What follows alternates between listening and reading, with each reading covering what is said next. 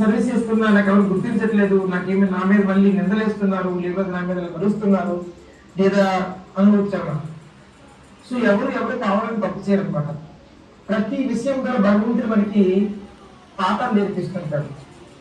మన జీవితంలో వచ్చే మన కష్టాలు అనేవి అవి మన నేర్పించడానికి రావండి. అవి పాఠాలు అంటే ఏదో నేర్చుకోవాలి, నువ్వే ఏదో నేర్చుకోవాలి. దాని నుంచి ఎవరైనా అన్నారు పొగట్లేదు లేదు, నీ సర్వీస్ ఎంత చేసావు పొద్దు నుంచి రాత్రి వరకు నేను ఎవరు పట్టించుకోవాలి, అసలు నీ గురించి అసలు పొగడం లేదు, ప్రశంస లేదు. అలాంటప్పుడు మరి ఎట్లా ఉండాలంటే ఇది కృష్ణుడి కోసం చేస్తున్నాను అది ఎప్పుడైతే కృష్ణ కోసం చేస్తున్నాం అనుకున్న వాడు మనకి గుర్తింపు వచ్చినా పొగుదా పొగడపోయినా కృష్ణుడి కోసం చేస్తున్నారని సత్యాన్ని ఎప్పుడు బలంగా ఉంచుకుంటేనే మన సేవ చాలా ఆనందంగా చేయగలం.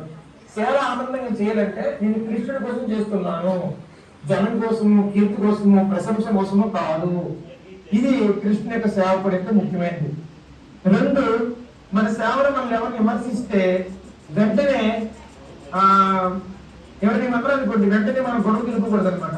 ఈ వ్యక్తి ఎందుకు అన్నాడు, ఈయన చెప్పిన దాంట్లో కొంచెం 10% నిజమైతే దీన్ని అంగీకరిస్తాను, దాన్ని నేను మార్చుకుంటాను. ఒకవేళ తప్ప